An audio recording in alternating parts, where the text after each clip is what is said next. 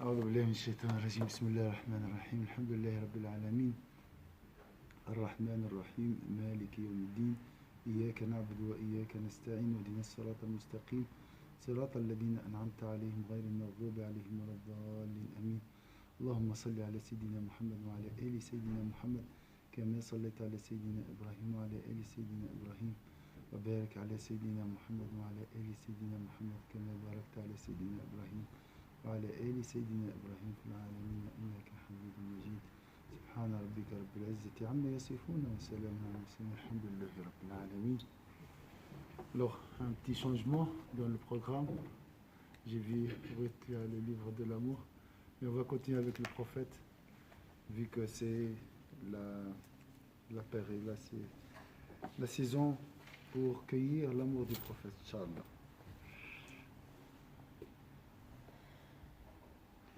Donc ici, concernant le verset de Sourate Al-Fath, et le prophète sallallahu alayhi wa sallam aimait beaucoup Sourate Al-Fath. Wa alaykoum salam wa rahmatullahi wa barakatuh.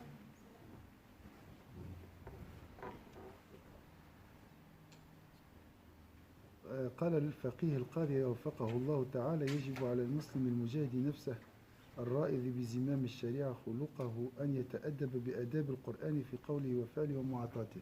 Le musulman qui combat son âme charnelle et dont la moralité est commandée par la loi religieuse est tenu de se conformer aux règles de bienséance que dicte le Coran dans ses actes et ses paroles, dans ses rapports et ses réponses. Et là, c'est toute la question de l'amour de Sayyidina Muhammad sallallahu alayhi wa sallam.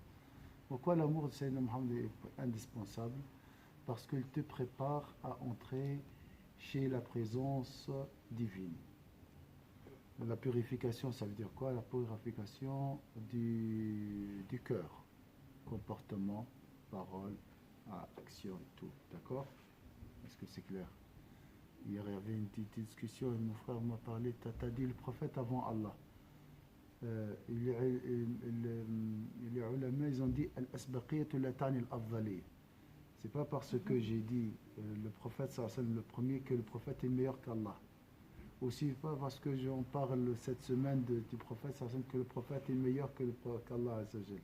Et c'est pas parce que les ablutions précèdent la prière que les ablutions sont meilleures que la prière. D'accord? C'est juste une préparation. Et de là l'importance de Sayyidina Muhammad. Il te prépare intérieurement et extérieurement à entrer chez le roi. Et en plus, c'est celui qui aime Allah aime toutes les créatures d'Allah. C'est vrai ou pas? Celui qui aime Allah aime toutes les créatures d'Allah. Je répète ça et ça c'est très important. Et ça, si on veut jauger l'amour d'Allah, est-ce que tu aimes tout le monde? Même les injustes, tu dois les aimer. Pour les aider à se repentir. Vous n'êtes pas d'accord? Tu dois être miséricordieux avec lui.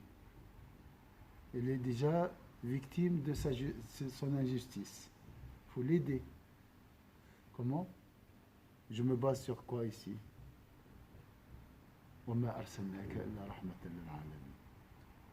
Avec un seul mot, Lola, tu peux vivre. Un seul mot, miséricorde. Tu peux vivre 70 ans, tranquille. Miséricorde, c'est le message de Sayyidina Muhammad. Nous ne t'avons envoyé comme miséricorde pour les mondes. Les mondes, ça veut dire quoi? Toute chose. Et ma miséricorde embrasse toute chose. Ma miséricorde, wa rahmati wasi'at kulla shay. L'injuste est une chose, est une créature. Donc, il est touché par la miséricorde de Sayyidina Muhammad sallallahu alayhi wa sallam. L'hypocrite aussi. Sayyidina Muhammad a roulé le chef des hypocrites par son drap, par son manteau. Abdullah ibn Ubay ibn Salul. Et il a demandé qu'Allah lui pardonne. Et il a refusé que ses compagnons lui font du mal. Hein. Pourquoi il a dit il est parmi mes compagnons.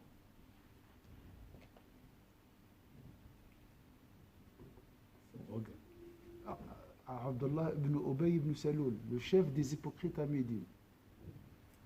C'est lui la tête des complots à Médine. Il dit non, il ne faut pas le tuer. Je ne veux pas que les gens disent Mohammed tue ses compagnons. Subhanallah. Parce que de l'extérieur, il est parmi les compagnons. Il attend Sayyidina Mohammed le dernier moment. Parce que c'est ça la miséricorde de Sayyidina Mohammed. Il attend son repentir. Et nous, c'est difficile. Hein? Donc, essaye d'être miséricordieuse partout, dans chaque action, pas seulement vers les hypocrites. Comme j'ai dit hier, avec ta voiture, avec les objets, avec la nourriture, avec ton corps. Ah, les régimes, oui, c'est par miséricorde, je fais ça. Vous voyez, c'est comme ça. Vous allez voir que la miséricorde, quand vous parlez, quand vous regardez, hein, quand vous dormez, il ne faut pas dormir beaucoup, ainsi de suite. Le mot miséricorde englobe toute action. Le savoir, c'est une miséricorde. Là aussi, vous voyez, la science est une particule dans ce monde qui s'appelle la miséricorde. Pourquoi?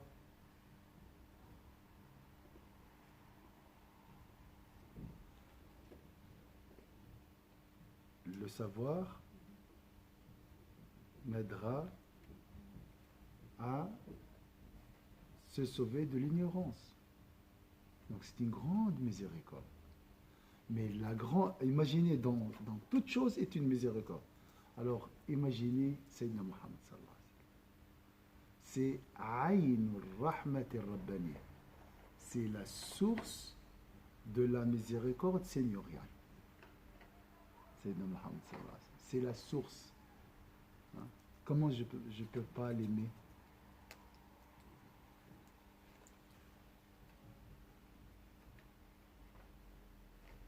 Et c'est la créature la plus aimée d'Allah Azza wa Jal. C'est la créature la plus aimée. Parce que c'est elle qui guide vers Allah Azza wa Jal. D'accord? Alors ici, la question de... J'insiste sur ce point. Lola, tu veux dire quelque chose? Oui.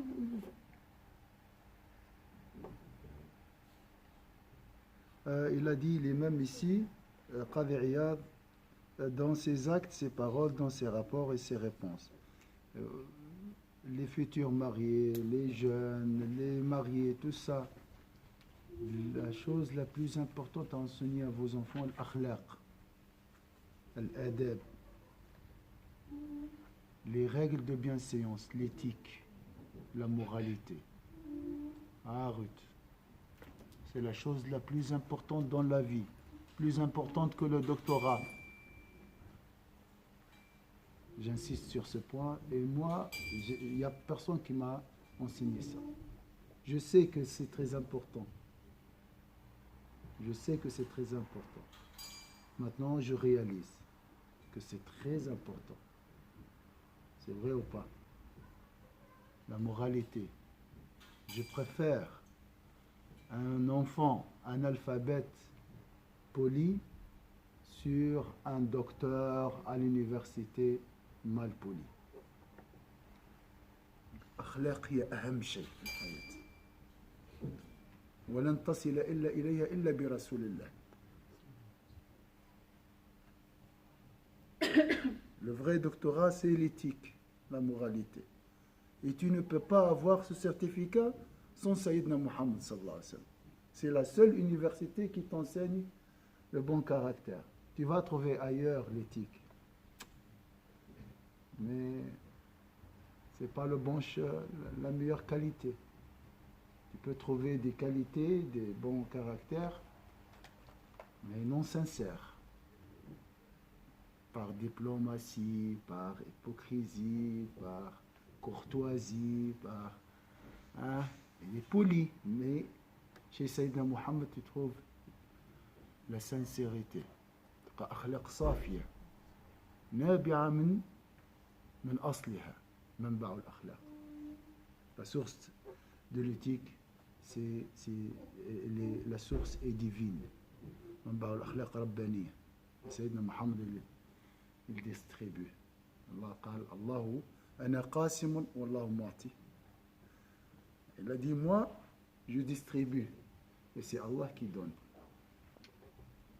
La meilleure subsistance, si tu veux te marier avec quelqu'un, le premier critère, une sœur, les jeunes, ça c'est très très important. Mais regarde, c'est bien la beauté physique, tout ça, c'est important. Important.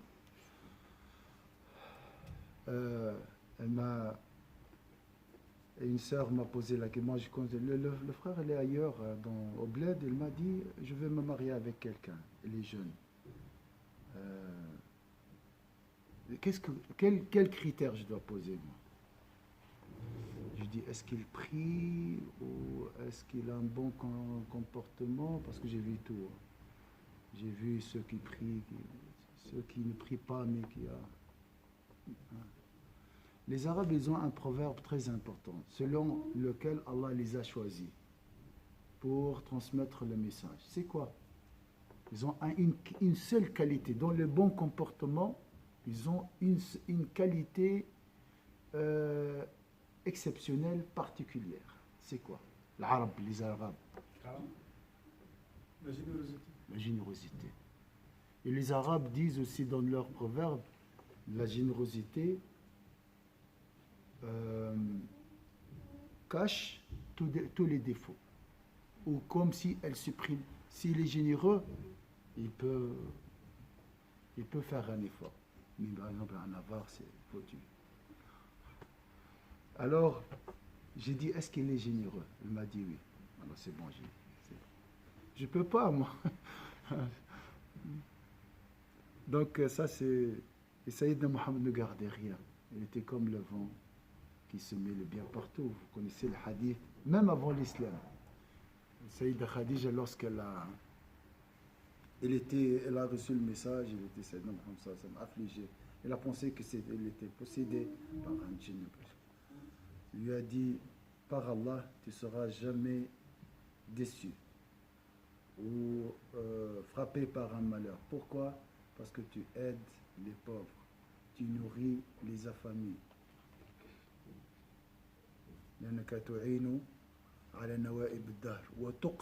Tu donnes à manger, il a dit. Et la première recommandation de Sayyidina Mohammed à Médine, donner à manger. Ça, c'est très très important. Donner à manger. Chaque jour, donne au moins 1 franc. Et si tu prépares à manger, tu donnes à quelqu'un, c'est encore mieux. Alors, ici, il a dit Afallahu anka, le bon comportement, l'éthique divin. Il a dit, Allah Azza wa Jalla, que Dieu te pardonne. Ça, c'est les vertus divines. C'est là un attribut divin ici. Et en réalité, le prophète était envoyé en tant que facilitateur. Il nous facilite quoi?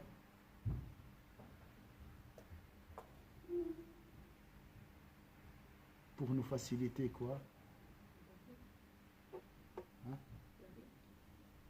L'imitation des qualités divines. حتى يسهل لنا التخلق بأخلاق الله عز وجل. D'accord? Un modèle, homme, parmi nous, qui nous aide à aller vers Allah Azza wa Jalla. Imiter les qualités divines, comme la générosité, la miséricorde. Lui, il était miséricordieux. La compassion, lui, il était compatissant. Donc là, on voit une qualité divine, le pardon, la politesse, que Dieu te pardonne. Pourquoi avant de faire un reproche, tu commences par un doigt, tu choisis. Ouais, croyez-moi. Et quand on dit nous, avec dans nos discussions. Tu dis des fois la vérité, je dis la vérité, mais c'est la manière. La manière, c'est 99% de ton discours, de ton message. La manière. Les choix de mots, la manière, les gestes. Vous connaissez maintenant la communication, ce qu'on appelle aujourd'hui la manière. Et ça, encore une fois, tu ne peux pas l'apprendre tout seul. Tu ne peux pas apprendre les manières, le bon comportement tout seul. Impossible. C'est à travers un modèle excellent et le meilleur modèle d'excellence, c'est Sayyidina Muhammad sallallahu alayhi wa sallam. Cheikh, un jour, il y a eu une histoire, c'est un grand, je ne connais pas le prénom, mais il est connu. C'est un grand mathématicien qui voulait comprendre l'islam. Donc il est allé vers un cheikh très humble. Il a dit, je veux que tu... Il allait vers des grands savants et tout ça pour qu'il explique l'islam. Et les grands savants, ils expliquaient l'islam, vraiment tout, la aqidah, les choses, tout ça. Mais lui, il sentait que ça ne rentrait pas dans son cœur. Donc un jour, quelqu'un il a dit, va chez ce cheikh très humble, il va t'expliquer à ta manière. Il est allé vers lui, et ce cheikh, il a dit, ah, toi, t'es les gens de la science. Il a dit, oui, j'aime beaucoup les mathématiques. Il a dit, alors je vais t'expliquer l'islam avec les maths. Il a dit, si tu as l'akhlaq, si tu as le bon comportement, tu as un 1. Si tu as la salade, tu as un 0 à côté, donc ça fait 10. Si tu as le jeûne, tu as un autre 0 à côté, c'est 100. Si tu as quoi que ce soit de l'islam, tu as des 0, 0, 0 jusqu'à que tu peux avoir des millions, des millions. Mais si tu enlèves l'akhlaq, tu as des zéros qui en réalité, ils n'ont aucune valeur. Et là, il a dit, c'est bon, j'ai compris.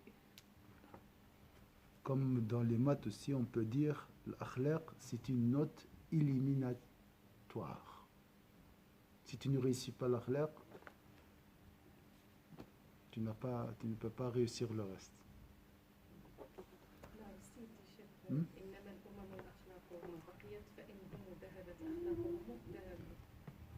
Notre problème dans le monde arabo-musulman, c'est la science.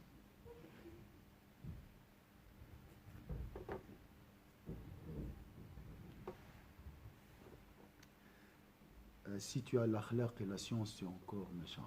Là, tu peux aller plus vite. Et tu peux dépasser les autres. C'est ça. C'est elle qui fait la différence, la science. Après. فهو عنصر المعارف الحقيقية وروضة الآداب الدينية والدنيوية. تأمل هذه الملاحظة العجيبة. Donc, car le Coran constitue la source des connaissances véritables et le jardin des règles de conduite. Les règles de conduite concernant le bas monde et la vie religieuse. Qu'il médite donc l'exemple de cette merveilleuse interpellation de la part du Seigneur des mondes, le bienfaiteur de tout et celui qui n'a besoin de rien, qu'il constate ce qu'elle renforme comme richesse et qu'il voit comment Dieu a créé l'homme et le pardon avant d'évoquer les fautes.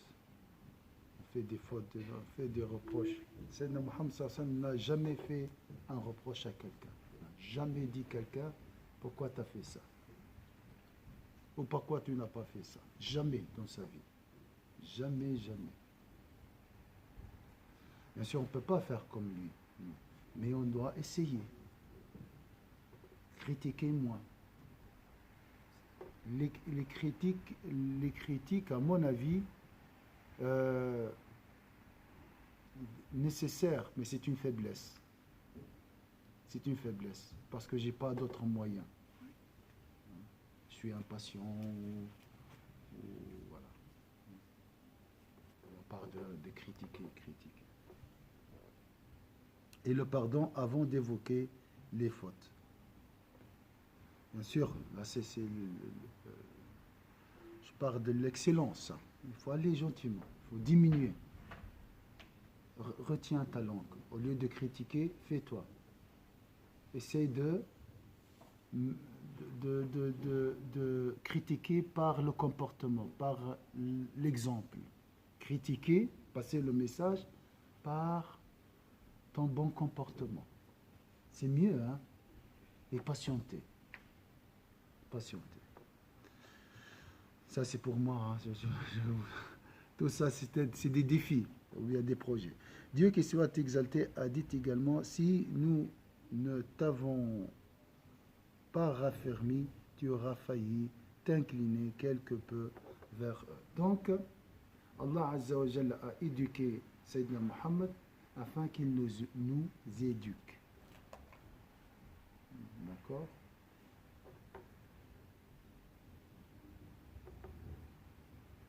وليتأمل هذه الملاحظة العجيبة من السؤال من رب الأرباب المنعم على الكل المستغني عن الجميع ويستشير ما فيها من الفوائد وكيف ابتدأ بالإكرام قبل العتب وآنس بالعفو.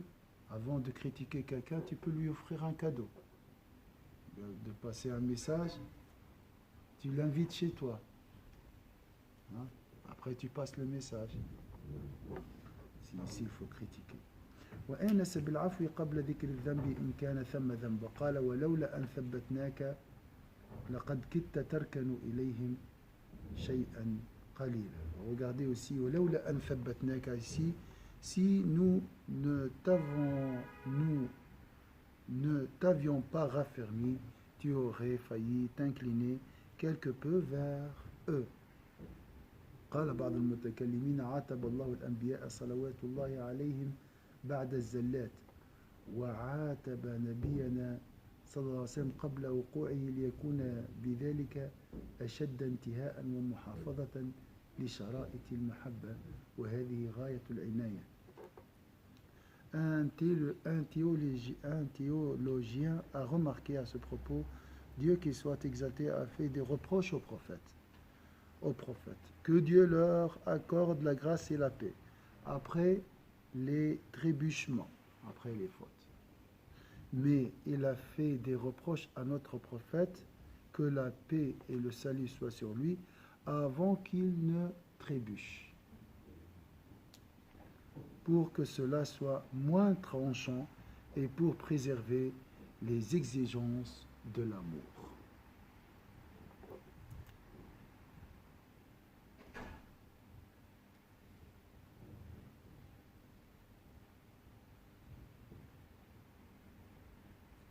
Donc, quand je parle du prophète sallam, c'est simple l'histoire.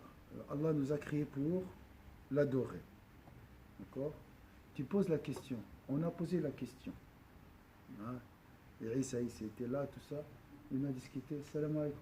Comment faire pour adorer Allah? C'est quoi l'adoration d'Allah? Des théories. Voilà Sayyidina Muhammad. Un exemple. Suivez-le. Adorer, essayez bien sûr d'adorer Allah comme cet homme. Maintenant la question c'est quoi? Tu ne peux pas suivre Sayyidina Muhammad avant de l'aimer. Il faut l'aimer. Hein? Ce qui constitue la plénitude de la prévenance. Et pour l'aimer, il faut le connaître. Priez beaucoup sur Sayyidina Muhammad. Comme j'ai dit, écoutez son cœur. Parce que le cœur, comme on a vu, c'est un prophète intérieur. Ce qu'on appelle la conscience. D'accord? Ce qu'on appelle aussi les valeurs intégrées, si je peux dire aussi ça. La nature originelle, le bébé en toi. Hein? C'est ça le prophète sallallahu alayhi wa sallam. Il est là. Wa'alamu anna fiikum Rasulallah. Sachez que le prophète est en vous. هو شوف لقد جاءكم رسول من أنفسكم وفيكم منكم إليكم. Le prophète est envoyé de vous pour vous. Et il est en vous. Donc il est très proche, Sayyidina Muhammad. Très très très proche de nous. Il faut juste réveiller sa conscience, qu'on appelle. Toujours, hein, penser à... j'ai parlé toujours d'une guerre à l'intérieur de nous, d'un combat, entre deux camps. Le camp de l'intérêt et le camp des Toujours. À l'extérieur aussi. Deux camps. L'intérêt, argent, pouvoir, ego, gloire personnelle, image extérieure, tout ça, c'est l'argent, d'accord? L'intérêt, la nourriture, tout ça. L'ego, ça, c'est l'intérêt, manfa'a.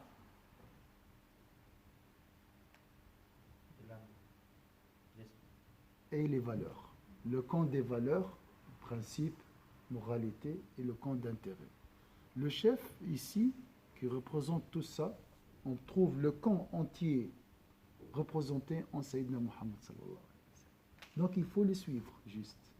Essayez, bien sûr, de l'aimer et le suivre. Et tu réveilles en toi, tu deviens divin, tu deviens prophétique, tu deviens pur, tu deviens angélique, tu deviens lumineux, comme tu veux. Miséricordieux, surtout la miséricorde. D'accord?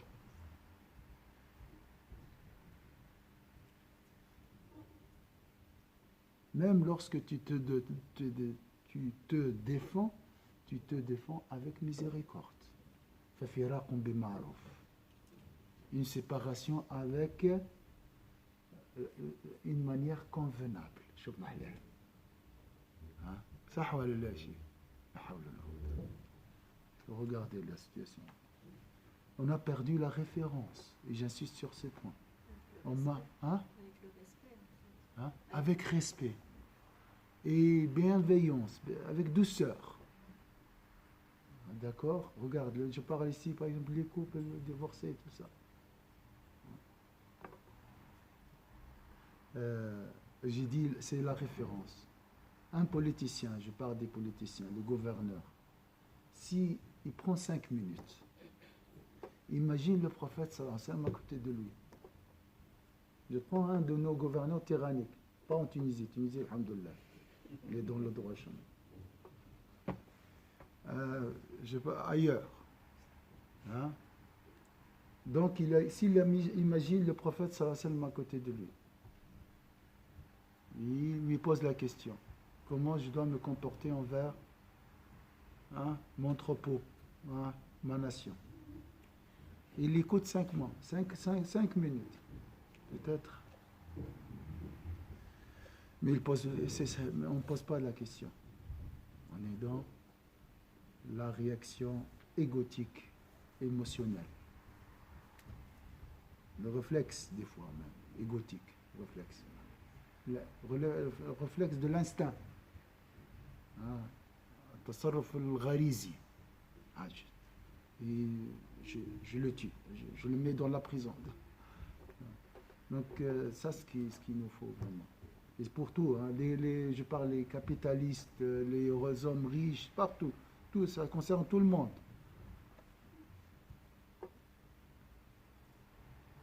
ثم انظر كيف بدأ بثباته وسلامته قبل ذكر عتبه عليه وخيف أن يركن إليه ففي أثناء عتبه براءته وفي طي تخويفه تأمينه وكرامته ومثله قوله تعالى قد نعلم إنه لا يحزنك الذي يقولون فإنهم لا يكذبونك. Regardez les versets, comment ce discours est enrobé et enveloppé par la douceur, la compassion. Du reste, regarde comment il a commencé par son raffermissement et sa sauvegarde avant d'évoquer l'objet du reproche et la crainte de le voir incliné vers eux. Car son innocence est attestée à travers le reproche divin et son assurance et sa dignité résident dans l'occultation et son ennemi et son intimidation. Il en va de même de la parole divine.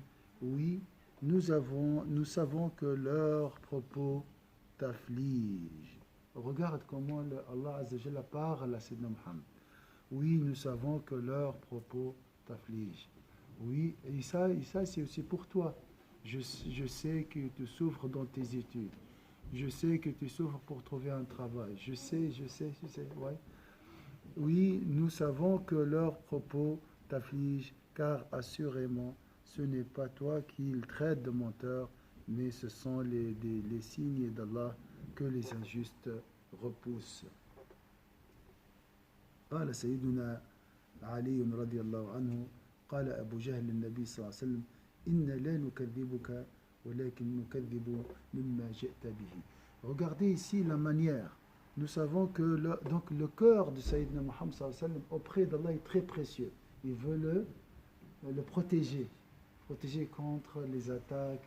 Hein, regardez, il faut juste imaginer la place de Sayyidina Muhammad auprès d'Allah Azza wa Jal. Hein? Sayyidina Ali, que Dieu soit satisfait de lui, a rapporté, Abu Jahl a dit au prophète sallallahu alayhi wa sallam, nous ne te taxons pas de mensonge, mais nous démontons ce que tu apportes. Mais là, j'insiste sur un point parce que j'ai peur d'oublier. Dans les couples, et je vois, Inch'Allah, il y a beaucoup de futurs mariés, Inch'Allah, et Inch'Allah, qu'Allah vous donne, Inch'Allah, une belle vie. Et ça, c'est la conclusion de mon expérience personnelle, ma petite expérience personnelle. Et j'ai espéré que quelqu'un m'a inculqué ce mot avant le mariage. Et pour aussi, même après le mariage, on peut corriger, on peut toujours corriger. Le mot le plus important, et grâce à Sayyidina Muhammad, j'ai appris ce mot, le respect de Sayyidina Muhammad, le mot le plus important dans la relation conjugale, c'est le respect. C'est le respect. Oui, c'est ma femme, mais la barre du respect, elle doit rester toujours très, très, très haute. Je préfère une relation froide avec respect qu'une relation très ouverte, hein, sans respect. Donc, toujours il faut freiner. Tu gardes une distance avec ton conjoint. Oui, il y a la distance de respect, toujours. Mais pas dans le sens... non. Le respect, c'est élever ton conjoint. Il doit rester toujours haut. Et toi, tu dois rester toujours haut. Ça, c'est très, très important. Il ne faut pas dire n'importe quoi parce que, oui, maintenant c'est fini, il n'y a plus de barrière. Ou bien il y a pas... Non. Le barrière, elle est là. C'est le respect. Rumi, il a dit, si tu fais du mal à quelqu'un, en réalité, tu fais du mal à l'esprit de Dieu. Parce que la personne qui est devant toi, c'est quoi? C'est l'esprit de Dieu. Le corps, c'est un récipient. C'est important, quelque chose qui porte. Donc tu as fait du mal à l'esprit de Dieu. Et ça concerne le conjoint, l'ami et tout. Avec tout le monde, tu dois respecter. Tu ne dois pas dire n'importe quoi. Et tu ne dois pas répondre aussi. Attention, surtout ça. Tu dois endurer les nuisances de l'autre. Le respect est aboli quand? Souvent. C'est lorsque tu réponds. Là, tu détruis tout. C'est pas grave. Si ton conjoint t'insulte, encaisse. Et je préfère un divorce avec respect que vraiment un divorce, j'espère pas, non, qui détruit, qui brûle tout. Donc il y a des gens qui disent, avant de divorcer, on doit brûler, j'attends que tout sera brûlé, après on va divorcer. Donc il ne laisse pas une carte, il ne garde pas quelque chose, il va au fond. Non. Retiens ta langue, patiente, persévère, et Inch'Allah, Allah nous guidera, Inch'Allah. Et surtout, le respect, attention, il y a quelqu'un qui est autour de nous, je parle des parents, surtout, il ne faut pas penser que nos enfants qu'il ne faut pas penser que les enfants sont des spectateurs.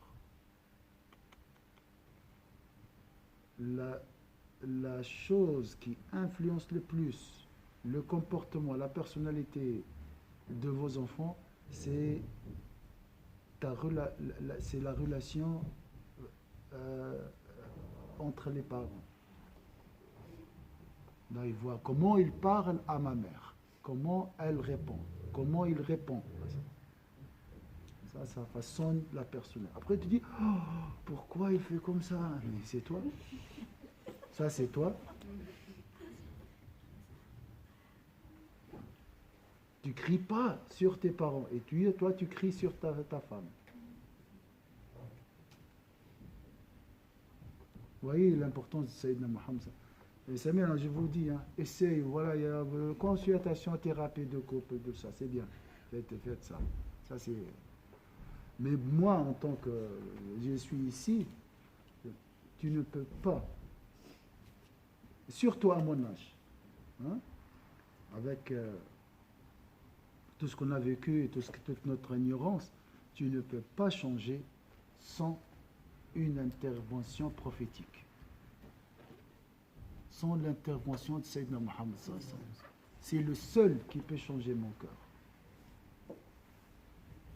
Changer 20 ans de bêtises ou de n'importe quoi qu'on a fait, c'est impossible.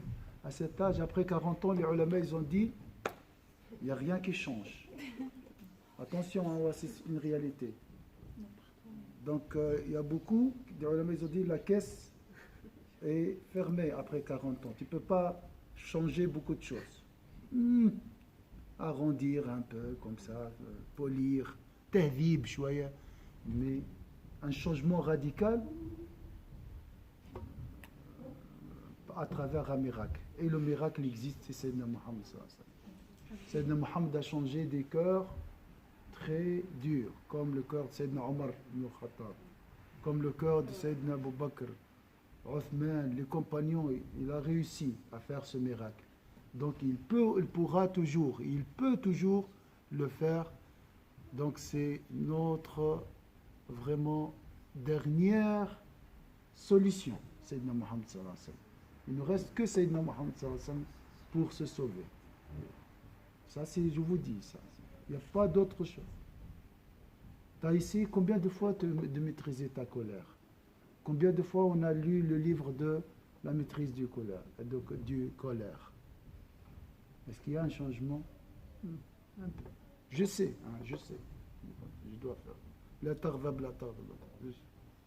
Mais après, dans la réalité, dans la vie quotidienne, je deviens de... Donc, grâce à Sayyidina Muhammad, tu trouves cette cohérence entre l'éthique abstraite et la réalisation de ses valeurs. Alhamdulillah, c'est lui. C'est parce que lui, il s'appelle Kenza, on a dit. Oui. Le droit chemin. La droiture, la rectitude, c'est quoi? Théorie, pratique. C'est ça la droiture. Il n'y a pas de désaxage, comme ça, de deux. C'est vraiment parallèle, ensemble. Cohérence. Incohérence, cohérence. Ça, c'est la chose la plus difficile. Tout le monde sent comme ça. La meilleure créature, à part Sayyidina Muhammad, même les gnostiques, le meilleur gnostique, il y a toujours un décalage. Toujours il y a un décalage. Il n'y a que le modèle d'excellence où tout ce qui est, toutes les valeurs sont appliquées. On ne trouve que chez Sayyidina Muhammad. C'est le modèle d'excellent. Uswa. D'accord? Et comme j'ai dit, ce n'est pas difficile de trouver Sayyidina Muhammad sallallahu connaissance, mais surtout la prière sur Sayyidina Muhammad sallallahu. La solution est très facile. Elle ne doit pas être difficile. Parce que Sayyidina Muhammad lui-même est une miséricorde. 11 heures, on fait une petite pause, Inch'Allah.